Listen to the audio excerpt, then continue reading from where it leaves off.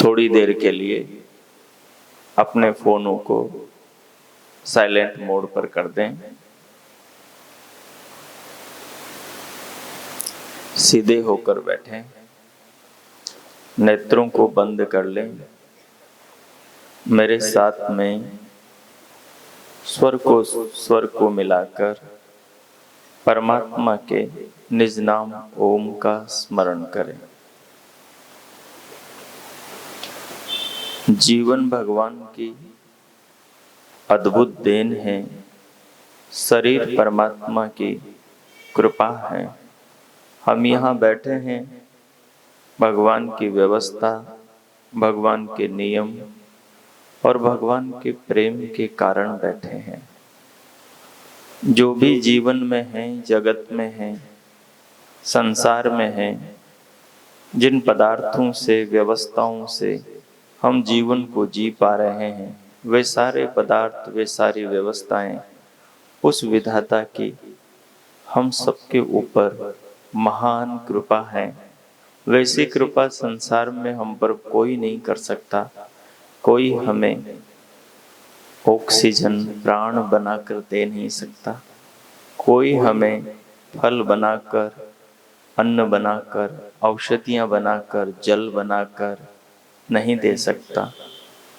ये सारी व्यवस्थाएं भगवान करते हैं, हर पल करते हैं। हर अगले क्षण में हमें श्वास देते हैं, शरीर के भीतर की हजारों हजारों क्रियाओं को चलाते हैं। इसलिए हमें उस परमात्मा के प्रति अत्यंत कृतज्ञ, अत्यंत समर्पित, अत्यंत श्रद्धावान होना चाहिए। हर क्षण हमारा भगवान से जुड़ा हो, हर क्षण हमारी आत्मा परमात्मा के भाव में रहे। परमात्मा से प्राप्त शक्ति और शरीर के सभी अंगों का जीवन निर्माण के निमित्त प्रयोग करें। सो आइए इन भावों से स्वयं को, आत्मा को जोड़ते हुए, परमात्मा की भावना हृदय में बनाकर रखते हुए प्रभु के निज नाम ओम का मेरे साथ मिलकर स्मरण करें और भगवान के प्रति स्वयं को कृतज्ञ अनुभव करें।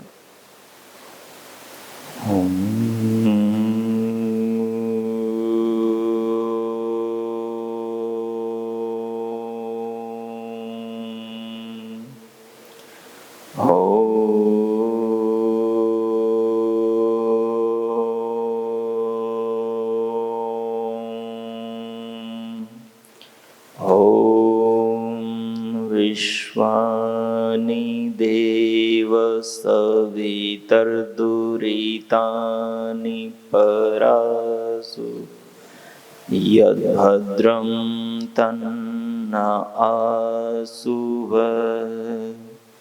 ॐ भूर्भुवः स्वः तत्सवितुर्वरेण्यं भर्गो देवस्य धीमहि धियो यो नः प्रचोदयात्।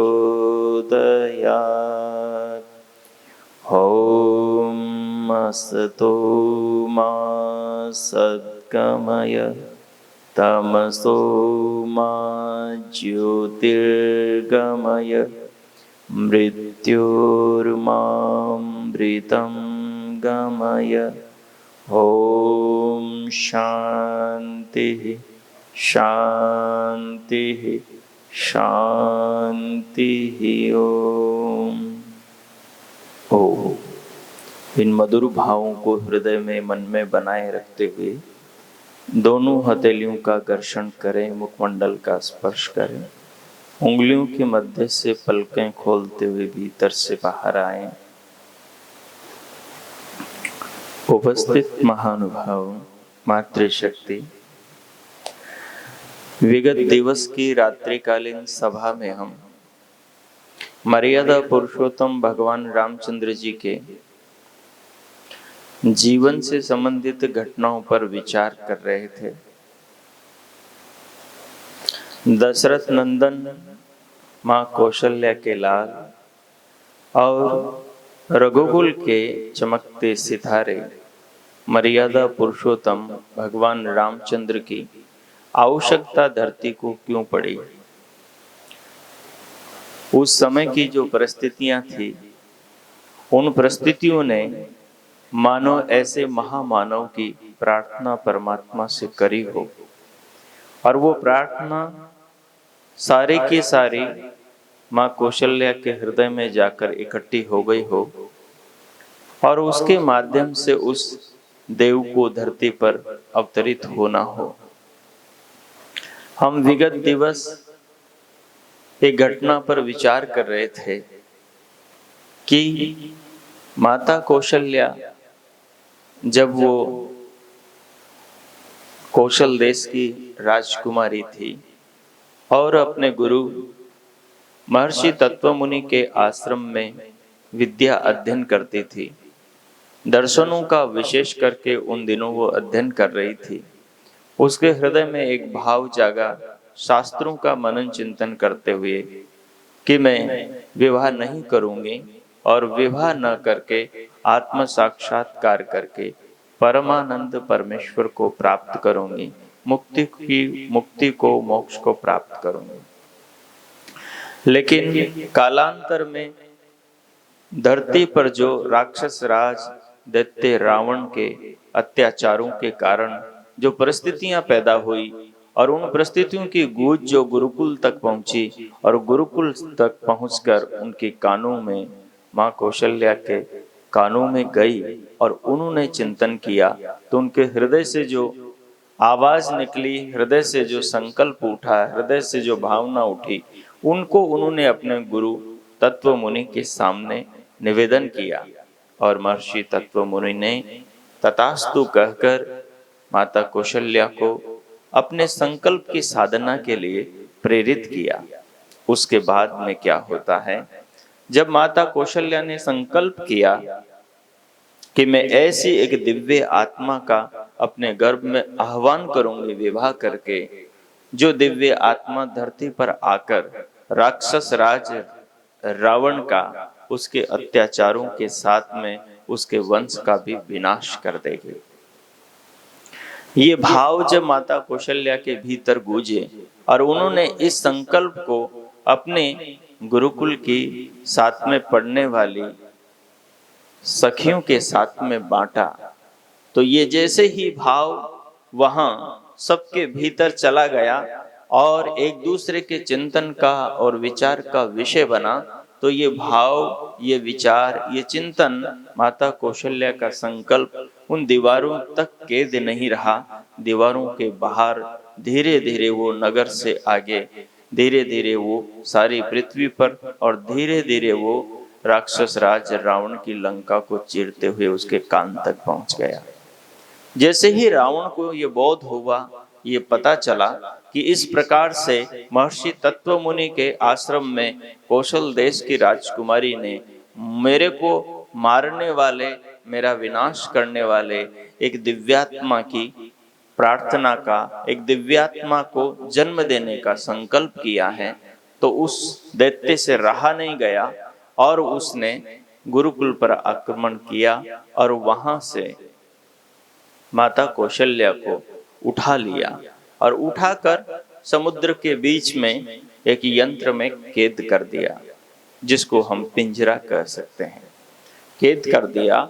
उन्हीं दिनों की बात है, उन्हीं दिनों की बात है कि महाराजा दशरथ कैकई के साथ मिलकर एक युद्ध लड़ने के लिए गए थे, और युद्ध लड़ने के लिए गए थे और उस युद्ध के अंदर विजय प्राप्त करके आकाश मार्ग से विमान में बैठकर वापस अयोध्या की ओर जा रहे थे। बीच के अंदर उन्होंने आकाश से धरती पर, टापू पर, जल के बीच में देखा, तो उन्हें ज्ञात हुआ कि कोई न कोई यहाँ पर किसी पिंजरे के अंदर कैद है, किसी को यहाँ पर बंदी बना रखा है। उन्होंने अपने विमान को उतारा और वहां से पिंजरे सहित वो माता कौशल्या को अपने विमान में लेकर कौशल देश में ले गए, अयोध्या ले गए। अयोध्या ले गए वहां ले जाने के बाद जब पिंजरे से आजाद किया तो माता कौशल्या से उन्होंने पूछा कि हे देवी, तुम्हें पिंजरे में किसने कैद किया और उसका कारण क्या है? तो कौशल देश की राजकुमारी ने सारे वृतांत को सुनाया कि इस प्रकार से हे राजन, मेरे मन में संकल्प उठा, जो वर्तमान में सारी धरती जिस राक्षस राज दैत्य के अत्याचारों से आक्रांत है, पीड़ित है, दुखी है, मेरे मन में भाव जागा कि मैं इस प्रकार से विवाह करके एक दिव्य आत्मा का अपने गर्भ में आह्वान करूं, जो धरती को राक्षस राज रावण के अत्याचारों से मुक्ति दिलाए। जब ये बात वहां के ऋषियों के विचार में, ऋषियों के चिंतन में आई और उन सब ने इस बात पर विचार किया, तो फिर राजा दशरथ ने ही उन्हें विवाह का प्रस्ताव दिया। तब तक राजा दशरथ के घर में किसी संतान ने जन्म नहीं लिया था। उसके बाद में जब विवाह हो गया, विवाह होने के बाद में क्योंकि माता कौशल्या को तो एक संकल्प से युक्त दिव्य आत्मा का आह्वान करना था, उसे एक साधारण मानव को जन्म नहीं देना था, इसलिए उन्होंने उस दिव्य आत्मा को उत्पन्न करने के लिए किसी को अपना गुरु बनाना चाहा। वहां जो महर्षि लोग थे, उन महर्षियों के सामने, विश्वामित्र आदि महर्षियों के सामने उन्होंने इस बात को रखा।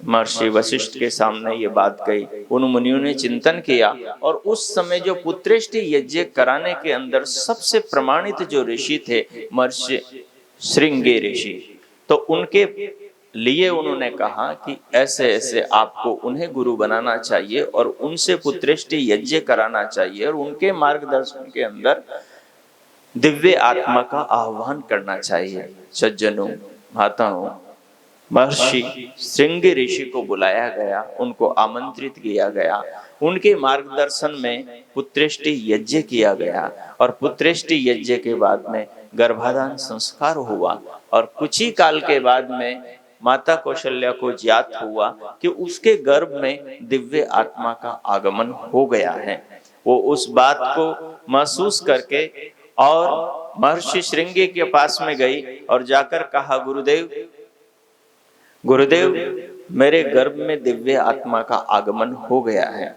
अब मुझे क्या करना है और मुझे ये भी बता दीजिए आप कि आपको गुरु दक्षिणा में मुझे क्या देना होगा, क्योंकि यज्ञ गुरु दक्षिणा के बिना सफल नहीं होता। महर्षि श्रृंगी ने कहा, पुत्री, तुम्हारे गर्भ में जो दिव्य आत्मा का आगमन हो गया है, जिस दिव्य आत्मा के लिए तुमने विवाह किया है और ये साधना कर रही हो, मेरी तुमसे यही गुरु दक्षिणा है कि जिन भावों से तुमने इस दिव्य आत्मा को आमंत्रित किया है, उन्हीं भावों से इस दिव्य आत्मा का तुम पालन करो, इसका निर्माण करो, इसको सुसंस्कारित करो, संस्कारवान बनाओ। शास्त्र कहता है, माता भवती निर्माता। जन्म देने वाली माँ नहीं होती है, माँ वो होती हैं जो बच्चे को संस्कार देती हैं, और संस्कार की जो पहली पाठशाला है, वो पहला स्थान है, वो स्त्री का गर्भ है। जैसे माता मदालसा ने अपने पुत्रों को गर्भ में ही शिक्षा दी थी, ज्ञान दिया था, लोरियां सुनाई थी, उसी प्रकार से माता कौशल्या ने भी गर्भ में ही अपने शिशु को ज्ञान देना प्रारंभ किया था। वो विधा कैसी थी, वो चिंतन, और उस चिंतन को वो अपने पुत्र, अपने शिशु गर्भ में कैसे पहुंचाती थी, उसकी जो रीति, उसका जो तरीका, उसकी जो विद्या थी, वो विद्या महर्षि श्रृंगी ने माता कौशल्या को दी। महर्षि श्रृंगी कहते हैं कि पुत्री, तुम आज से राजभवन के अन्न का त्याग कर दो, क्योंकि राजभवन में जो अन्न आता है वो भांति भांति का अन्न आता है, भांति भांति की भावनाओं से अन्न आता है, वो समाज से संग्रह किया हुआ अन्न होता है। तो सबसे पहले तुम राजभवन के अन्न का त्याग कर दो। माता कौशल्या ने सबसे पहले राजभवन का अन्न का त्याग किया। फिर उसके बाद में अन्न स्वयं पैदा करो, जिस अन्न का बीज तुम बोहो, उस बीज के साथ में भी तुम्हारी भावना जुड़ी हुई हो। उस बीज के साथ में भी तुम्हारी भावना जुड़ी हो। तुम्हारे चित्त का जो मंडल है वो ब्रह्मांड के साथ में इस प्रकार से जुड़ा हुआ हो कि नभो मंडल में तुम्हारे चित्त में और तुम्हारे चित्त से सीधा जो संदेश है, जो हृदय से हिता नाम की नाड़ी निकलकर सीधा गर्भ के अंदर शिशु के साथ में नाभि नाल से जाकर जुड़ती है, शिशु के मस्तिष्क से, शिशु के हृदय से, पुत्री उस नाभि नाल से जुड़ने वाली हिता नाम की नाड़ी से तुम अपने मानसिक चिंतन के संदेश को अपने शिशु तक पहुंचाओ। तो उसी रीति से माता कौशल्या ने साधना करना प्रारंभ किया, अपने कौशल से अन्न पैदा किया और अपने कौशल से, अपनी भावना से उत्पन्न अन्न को उन्होंने ग्रहण करना शुरू किया और साधना प्रारंभ की। इसी के साथ में महर्षि श्रृंगी ने एक और भी उन्हें उपदेश दिया कि रोजाना तुम जंगल जाओ और जंगल से अमृता लेकर आओ। अमृता कहते हैं गिलोय को, अमृता कहते हैं गिलोय को। रोजाना तुम जंगल जाओ और जंगल से अमृता खुद तोड़ के लाओ, उसी भावना से तोड़ के लाओ जिस भावना को तुमने अपने गर्भ के निर्माण के लिए अपने भीतर निरंतर चिंतन की धारा के रूप में बहा रखा है। जैसे ही महर्षि श्रृंगी ने उन्हें यह आदेश दिया, अब वो रोजाना जंगल से अमृता तोड़ के लाती थी और उसको खरल में कूटती थी, उसका पान करती थी, दिव्य औषधियों को उसके साथ में मिलाकर पान करती थी, उसको सुखाती थी, सूखी हुई अमृता का फिर वो औषधियों के साथ में मिलाकर हवन करती थी। हवन से जो सुगंधी उठती थी उसके साथ में वो प्राण साधना करती थी। प्राण साधना करते हुए अपने चिंतन को वो संकल्प के द्वारा अपने शिशु तक पहुंचाती थी। इस प्रकार से निरंतर 9 मास तक उनकी वो साधना चलती रही और अंत में उसके परिणाम स्वरूप जिस दिव्य आत्मा ने जन्म लिया, उस दिव्य आत्मा का नाम भविष्य में जाकर मर्यादा पुरुषोत्तम श्री रामचंद्र के नाम से वो विख्यात हुए, रघुकुल भूषण के नाम से वो विख्यात हुए, दर्शन नंदन के नाम से वो विख्यात हुए। उन्होंने जगत के अंदर बड़े बड़े काम किए। उनके कार्यों का हम अगले चरण में काफी चिंतन करेंगे, मनन करेंगे कि जो राजा राम थे उनका व्यक्तित्व इतना महान क्यों था, उसका कारण क्या था। इस बात का तो पता हमें यहाँ से लगता है क्योंकि उनकी जो माता थी, उनकी माता ने उनको एक संकल्प के साथ में उत्पन्न किया था।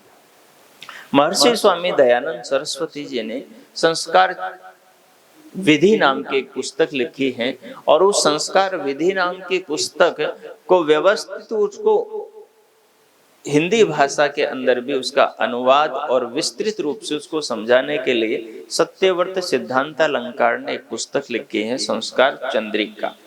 उस पुस्तक संस्कार चंद्रिका के आरंभ में उन्होंने लगभग 16-17 पृष्ठ लिखे हैं कि दिव्य आत्माओं को गर्भ में किस प्रकार से आह्वान किया जाता है, उसकी पूरी पद्धति, उसकी पूरी प्रक्रिया लिखी है।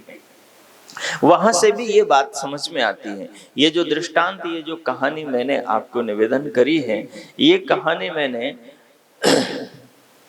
जो श्रृंग ऋषि के अवतार के नाम से कृष्ण दत्त ब्रह्मचारी जी के बारे में सुना जाता है।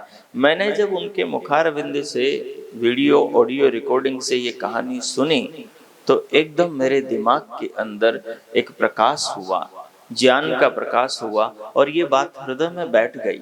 जो मैंने संस्कार चंद्रिका का स्वाध्याय किया था, अध्ययन किया था और महर्षि की सूक्ष्म संकेत वाली जो बातें पढ़ी थी, उन बातों के साथ में जब इसको जोड़ करके मनन किया तो फिर मेरे समझ में आया कि उत्तम संतान का निर्माण कैसे किया जाता है, उत्तम आत्माओं का आह्वान कैसे किया जाता है। पूरा का पूरा एक सिस्टम, एक व्यवस्था है हमारे शास्त्रों के अंदर मानव निर्माण की मानव का निर्माण कैसे होता है, उत्तम बीज किस प्रकार से आरोपित किया जाता है और इसका सृजन पिता से आरंभ होता है और उसको पल्लवित, पुष्पित और विकसित माता 9 महीनों तक करती है। वो बात जो महाभारत के अंदर श्री कृष्ण से जब उनकी धर्म पत्नी मां रुक्मिणी ने कहा कि हे देव, मुझे आप जैसा पुत्र चाहिए, तो श्री कृष्ण ने कहा कि देवी मेरे जैसा पुत्र चाहिए तो उसके लिए हमें 16 वर्ष ब्रह्मचर्य का व्रत धारण करना पड़ेगा। आज भी ऐसी पुस्तकें उपलब्ध है, क्योंकि आर्य समाज ने वैदिक धर्म में और वेदों के अनुसार जीवन को जीने वाले हमारे ऋषियों महर्षियों ने और महापुरुषों ने और विद्वानों ने इन तत्वों पर बड़ी साधना करी है, बड़ी उपासना करी है, बहुत चिंतन मनन किया है, बहुत रहस्यों को खोज करके जाना है और इन पर अनुसंधान करके तथ्यों को, बातों को, चीजों को प्रमाणित करके हम तक अपने अनुभवों को पुस्तकों के माध्यम से पहुंचाया है। आज भी हम पढ़ेंगे और समझेंगे तो वो चीजें हमारे सामने खुलकर सामने आएगी। इसलिए माता कौशल्या ने जिस पुत्र की प्राप्ति के लिए इतनी बड़ी साधना करी, उस साधना के पीछे का जो संकल्प था वो पृथ्वी जिस राक्षस राज दैत्य के अत्याचारों से परेशान थी, जनता परेशान थी, पूरा का पूरा समाज परेशान था, ऋषि लोग परेशान थे, जो मानव कल्याण के लिए वो यज्ञ किया करते थे, उन यज्ञों को राक्षस करने नहीं दिया करते थे। तो उस ब्राह्मण समाज, ऋषि समाज जो लोक के कल्याण के लिए दिन रात प्रयत्नशील रहते थे, उन सबको उस समय के महान दुख से मुक्ति दिलाने के लिए माता कौशल्या ने संकल्प किया था और संकल्प के अनुसार उन्होंने फिर उस पुत्र को, उस दिव्य आत्मा को जन्म दिया। और जन्म देने के बाद में भी वो सारी शिक्षा उनको दिलाई, जिस शिक्षा के द्वारा उनके अंदर वो सारे के सारे तत्व, वो सारे के सारे ज्ञान, वो सारे के सारे गुण, वो सारी की सारी विद्याएं, वो सारी की सारी योग्यताएं, वो सारी की सारी प्रतिभाएं उनके अंदर आ सकें और वो भविष्य में एक महामानव के रूप में उभर करके राष्ट्र में, धर्म के क्षेत्र में लोक कल्याण कर सकें। इस प्रकार के महामानव के जीवन चरित्र को लिखने के लिए मुनि वाल्मीकि की इच्छा हुई और मुनि वाल्मीकि की इच्छा हुई और उन्होंने प्रथम बार जब उनके भीतर ये भावना जगी तो उन्होंने महर्षि नारद मुनि को अपनी बात को इसी रूप में कहा कि उनको किस प्रकार के व्यक्ति की तलाश है जिनका वो जीवन चरित्र लिखना चाहते हैं, किस प्रकार के व्यक्ति की तलाश है जिसका वो जीवन चरित्र लिखना चाहते हैं। वहां पर 20-25 पहले उन्होंने गुण गिनाए, मेरे को ऐसा आदमी चाहिए जिसमें ये गुण हो, ये गुण हो, ये गुण हो, ये गुण हो, इन गुणों वाला कोई व्यक्ति हो तो मुझे बताओ, उस व्यक्ति का जीवन चरित्र में लिखना चाहता हूँ। वो गुण क्या है, वो घटना क्या है, वो कैसे क्या कुछ हुआ, उससे संबंधित चिंतन हम सायंकाल की बैठक में करेंगे। आप सबने ध्यान से सुना, प्रेम से सुना, इसके लिए हृदय से आप सभी का बहुत बहुत आभार, बहुत बहुत धन्यवाद। इति ओम। मुझे मंत्री जी और